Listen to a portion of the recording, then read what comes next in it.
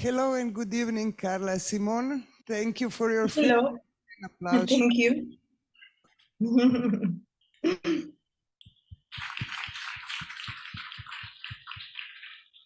You have made seemingly quite simple film that just flows from situation to situation, which is one more emotionally charged than the other, but really a very complex film that talks about coping with situation on individual level, on collective like family level, or even a community level. We have men and women coping in different ways, different generations also, and there.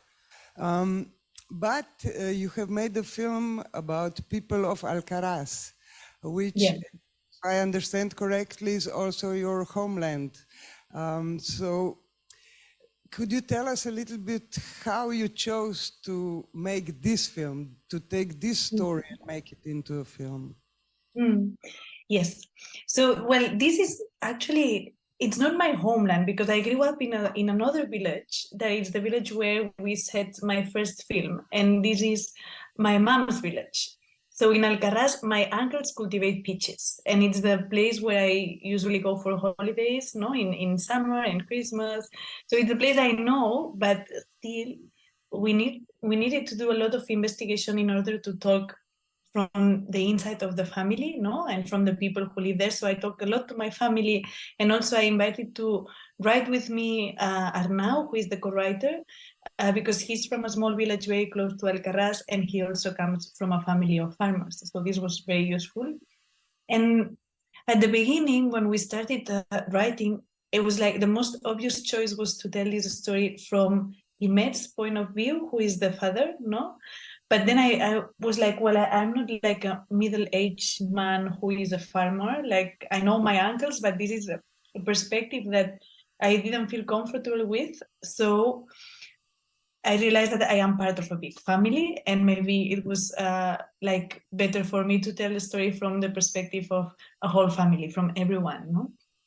And I always felt this big desire to make like an ensemble film with many characters, to tell what it means to be part of a big family where many things happen at the same time. You know, when someone is like sad or angry, and then everyone is as well, no? So this kind of a situation, no?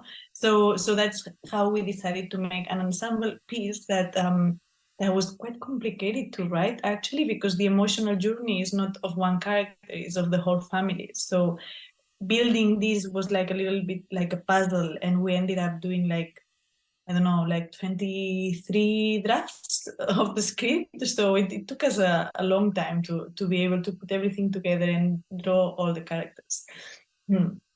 But then obviously the cast is very important, and you have made it of non-professional actors. How did you choose and combine people? Did you have tryouts? Did you know some of them?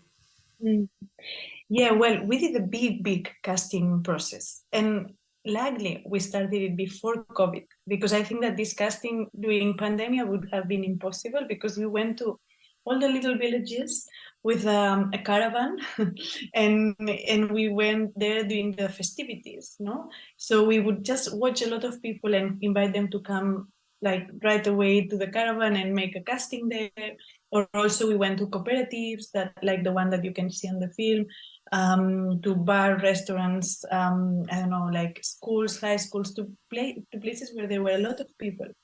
And because it's an area that nobody shot there before, like, nothing is, like, people don't go to shoot films there. They were very excited about us making a film. So all the women and the children wanted to come to the casting, but what was more difficult was the men, because for them, they in summer they work on, they do the harvest. So they were like, I just don't want to hear about any film. I have to work in summer. So we ended up finding Kimet at the demonstration, like the one you can see in the film. And I wanted them like to try to find people who were related to each other, who were a real family, but at the end, every character came from a different village and a different family. They didn't know each other. And the only one I knew very much was my sister, because she's an actress. She's the only professional actress. She plays Gloria, no, this character that comes from Barcelona. So, and she also helped in the casting. So it was very beautiful to work with her during the whole process. So we had to create a family because I wanted the audience to feel the intimacy between them, and we had to build it. No, so I rented a house in the area that was surrounded by. It was pear trees instead of peach trees, but it was the same idea of the house that we had.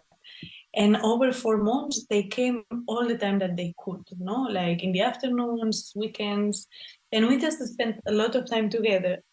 Improvising moments that could have happened before the story of Alcarràs, no? Like, I don't know, we worked a lot on the fact that they were going to lose the land, that there was this landowner who was a good friend of the grandfather who died, that they were looking for papers, no? So all this backstory that was important, we kind of work on it, and also on the relationships between them, just to feel like a family, and they cook together and do homework and I don't know, watch a film, go shopping, things like that, no? And little by little, I felt that, you know, their relationships felt more and more real. And for me, this was very important to, you know, to get ready for the shooting, no? And then over the end of the rehearsals, we read the script and we rehearsed the scenes, but this was only like the last month before the shooting. And how long did the period of preparations take place? So the casting was, it took like about a year or more because of the COVID, because we were supposed to shoot in 2020 and we postponed a year. So we had to do a little bit of more casting. So it was a little bit more than a year because we saw like 9,000 people. It was just very crazy. There are many characters. No? And then the rehearsals were 4 months. And then we shot over 8 weeks. Yeah. And as you were saying, is also the dialogue made in this way, or was it more improvised on the shooting? Because it's very natural. It seems so unimportant at all times, just every day, you know? Yeah. Well, the dialogue is written, and I try to follow the script, but then things happen. No, it's very hard to follow the script like very specifically when you have like 12 people in the same room. They have not acted before, no, so things just happen, no. And for me, it's very important that they don't memorize the script. So I tell them what to say, and I'm not picky about how they say it. No, so they can say it in their own way, but it's important that they say what it's written, because because the story is made out of very little details that are here and there in the scenes. So we follow the script, and there is something that is very useful for me when we shoot is that I talk during the take, no. So I tell them, okay, now you say that, or now you do that, and they got used to just listen to my voice without looking at me. So then in post-production, we take out my voice, that it's there all the time, no? And this kind of helps me to get what I like wrote before, no? A mogoče kakšno vprašanje iz publike, kakšno mnenje? Občutki. Prosim. Hello, congratulations, it's really beautiful film. And also, I mean, it's really great to see all these actors that you took. I mean, I imagine that was like really a lot of work. And also, like, I mean, this kind of effort that you put into this. I have to say that I cry a lot because it was really touchy. And yeah, I mean, also with the children, I mean, it was amazing because, I mean, I don't know how it's in Spain, like in Slovenia, I think we don't have such a kind of preparations with children there. It's really hard to get like these kind of actors. Yeah. And also it was really, yeah, it was really touchy, and it's really important film for nowadays. So congratulations. I would like to ask you how long actually it takes, I mean, takes you from the beginning of the idea and then developing everything, and yeah, from the beginning till the end, how long did you prepare this? I would say Maybe about 4 years, because after my first film, I spent a lot of time traveling with it. So, and I had the idea already, so I started just thinking about it. And then maybe we spent 2.5 years or something like that writing the script. It was very important for us to spend a lot of time in Alcarràs.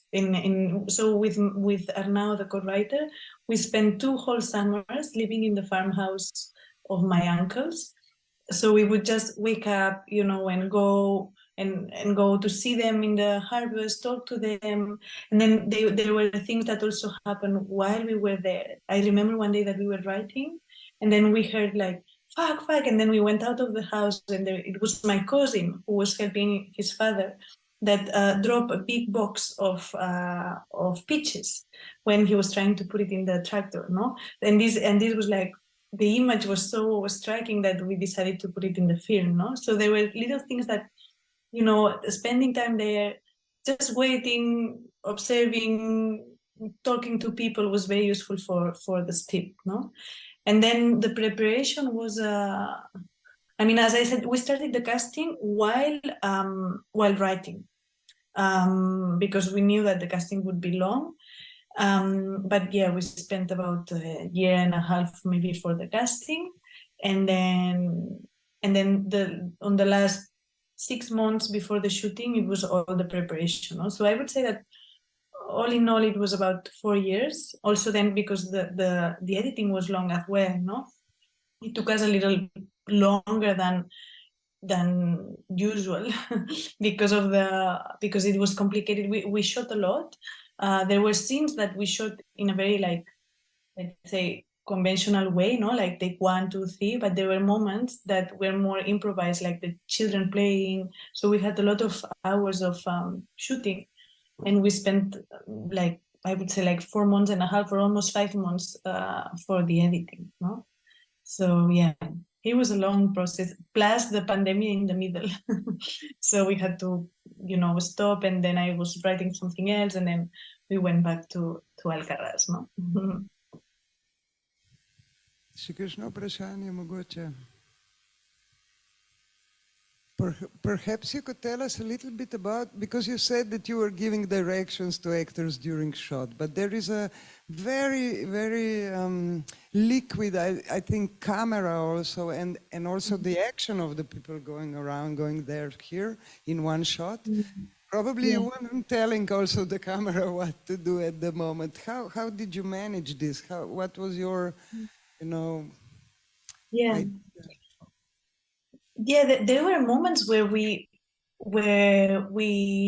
so the shots were very thought, no? And for me, it was very important to arrive to the setting with a very clear idea of the shot I wanted, no? Because it was complicated for the point of view, no? So before the shooting, actually, we spent 1 week just with the heads of departments talking about point of view to make sure that we were all on the same page, to know with whom we were in each moment, no? Because, you know, there were scenes with like 6 people or 12 people, and you could be with any of them. So it was very important to think, okay, whose emotion is more important? With whom are we going to be in this scene?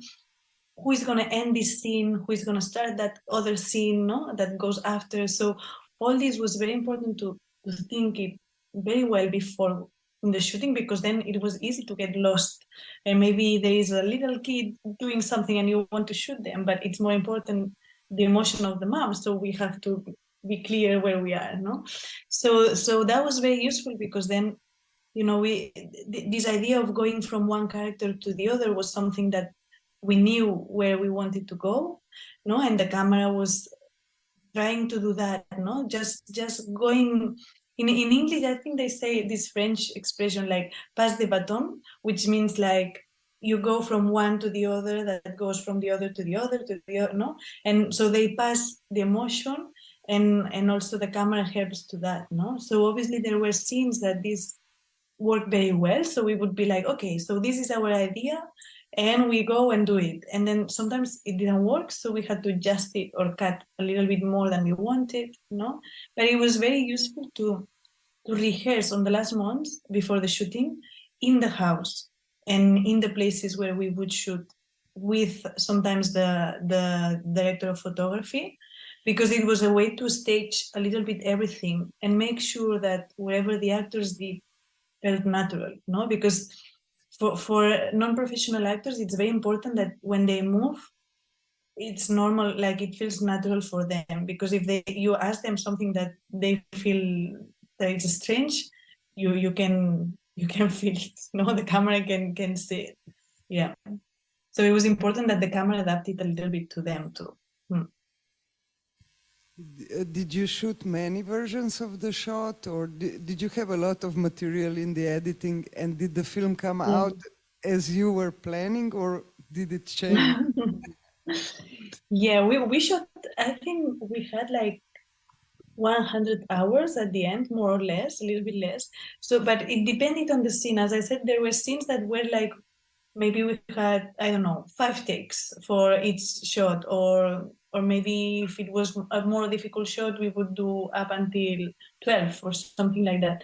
But then there were some others that we just shot, you know, more in a documentary style, and then we edited, you know. So yeah, that's why the editing was complex, but it's never exactly what you had in mind, you know. So at the end, I think the film really has the spirit and the soul that I was looking for, which for me is very important, that when people watch the film, feel that things are happening by chance in front of the camera. That's what I always look for. There is no chance, because we have to prepare everything to follow what's written and the story and the little details that we want to capture, no? But I think that this is something that it's there. But now when I watch it, I'm always thinking, here maybe we should have done this or that, or maybe this shot, or maybe I should have told this to this actor. So I stopped watching the film basically. Yeah, because I'm never happy. Mogoče še kakšno vprašanje, prosim. Čak,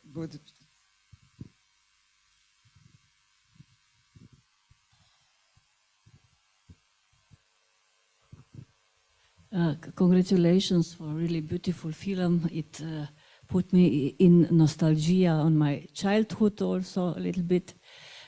One question is, please, if you can tell us about, did you develop a script in some kind of script workshops with script doctors, or you were writing just free alone? And the second question would be, how many shooting days you had for this film? And the third is the small girl, the small girl where you found this beautiful, excellent small actress. Yes. So for the first question, yes, we developed it in Torino Film Lab, or a script lab, no, which is like a lab that you go 3 times, and it's very good because it's like almost 9 months long. So you just go, and in between you write, no? So you go for 1 week, you write over a few months, then you go again, and then at the end you pitch it, no? In the last workshop. So it was very productive. and then because I applied with a very early stage project, no? So it's where I really try to find the spirit of the film, no? And then I also did the Cannes residency, which is a residency that you can go to Paris during 5 months and write. So you don't have any mentor or any nobody's reading you there, but it's a good space to just focus and only write. And it was very good for me because I was traveling too much with my first film, so it was a way to just stop and focus, no? And also we did NIPCO program, which is in Berlin, and that was very useful too. So yeah, for me it's good, these kind of workshops, because it always makes you think and talk to people, and also read other people's projects, so you get to learn. So yeah, it was good. And then for the second question, it was, I forgot. I remember the last one. Yeah, sure. How many shooting days? Yeah. So we shot during 8 weeks, but after the third day of the first week, we had the COVID case and we had to stop. And that was because we had postponed the shooting for a year, and then we started shooting, and then we had to stop the shooting. So we lost like 3 days that we then kind of accommodate, and we ended up doing some Saturdays, but it was that was quite hard, but it was more or less a little bit less than 8 weeks. And yeah, and then for the last question about the little girl,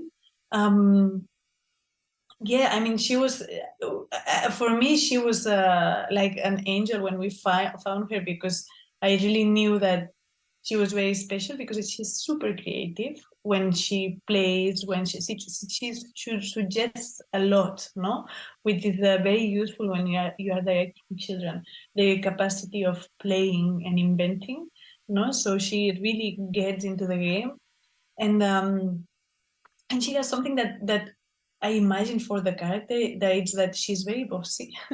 She usually is the leader of the game, no? So this is how we wrote this character, that she was kind of deciding how to play with the twins, no?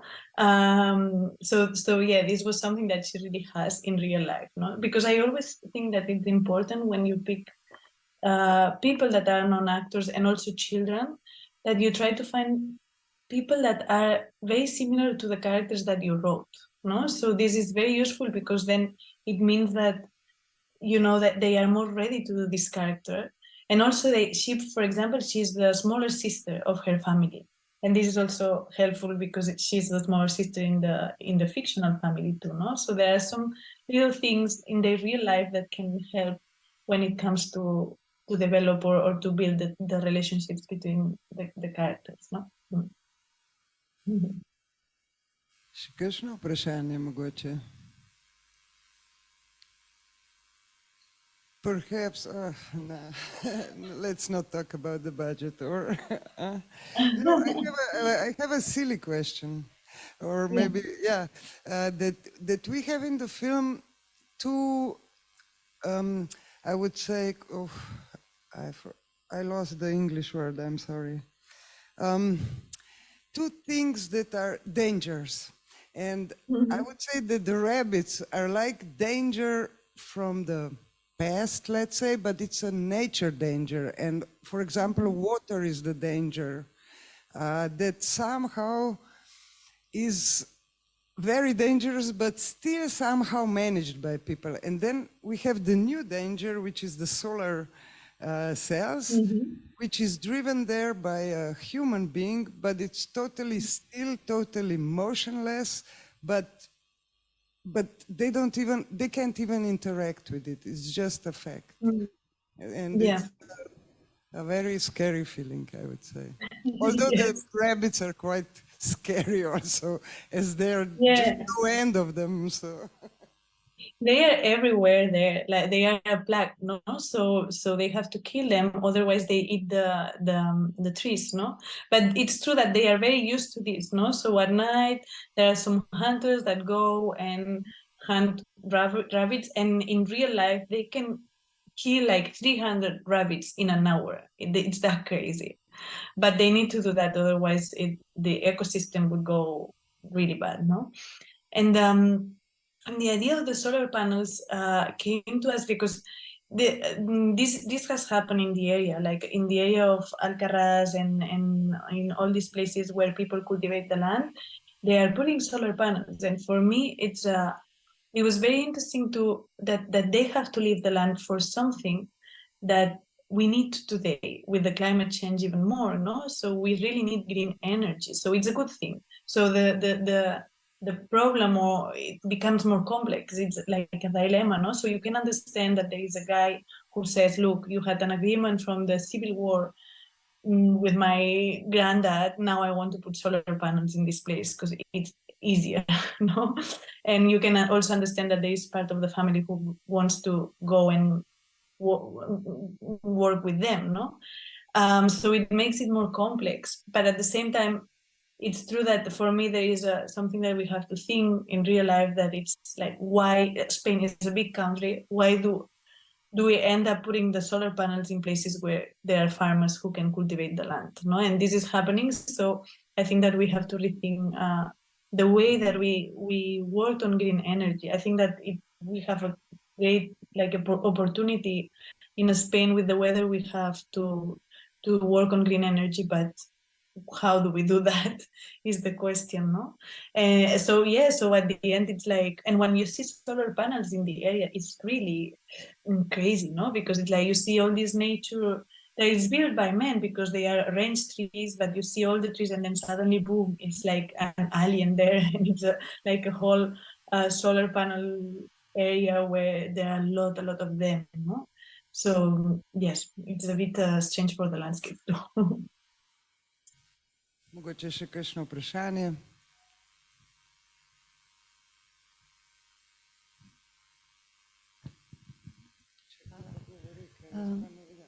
I hope that I didn't miss anything, and this is my question about, I'm interested about the director of photography.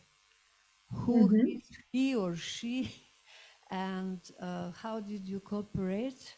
And know him or her before, and if the director of photography is perhaps also working in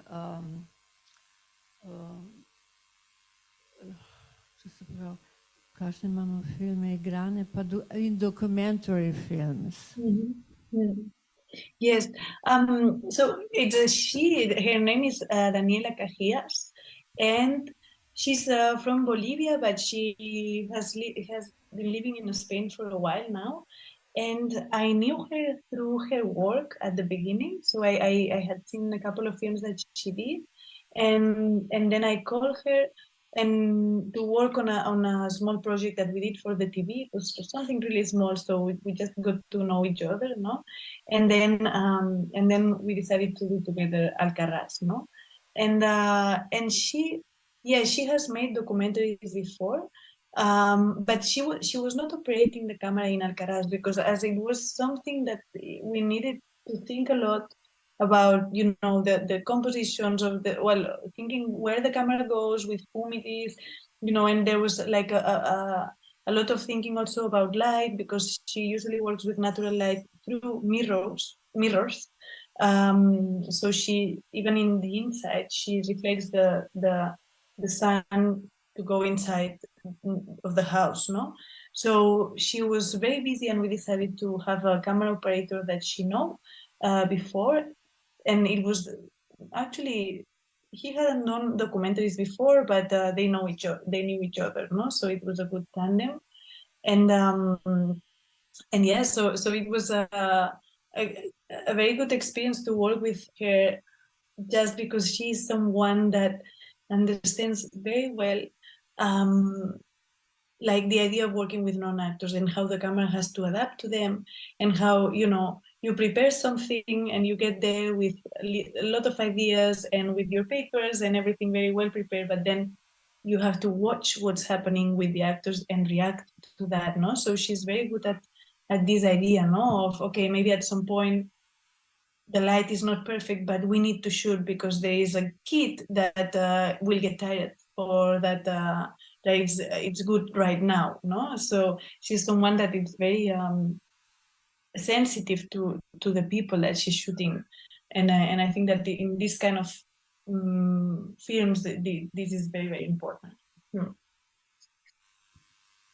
Še kakšno vprašanje mogoče?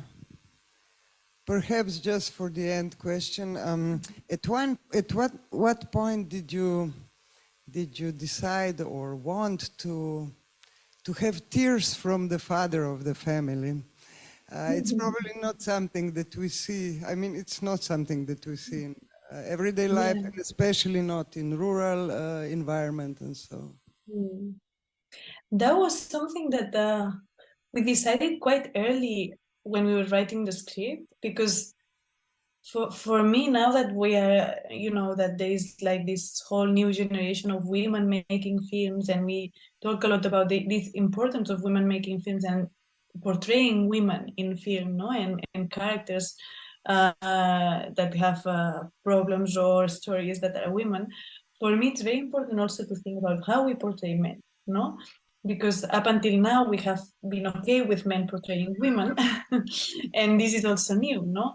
And for me, that I see, like when I watch my uncles, I see that they are very sensitive people. Maybe they cannot cry or show it too much, no, in front of other people, and less in this kind of environments like this rural world, no, where still there is like this idea of well, I don't know, like kind of old-fashioned way of structuring the family and masculinity and all this. But I think that it was very interesting for us to put Kimet crying at some point, also when because he's complaining the whole film, and it's a way to see his more like human side, no? Yeah. Carla Simón, I would like to thank you very much for this talk and again for the film. And we're Thank hoping you. to see your next film quite soon, huh? Yes, I will try. Thanks a lot. Much, Bella. All right.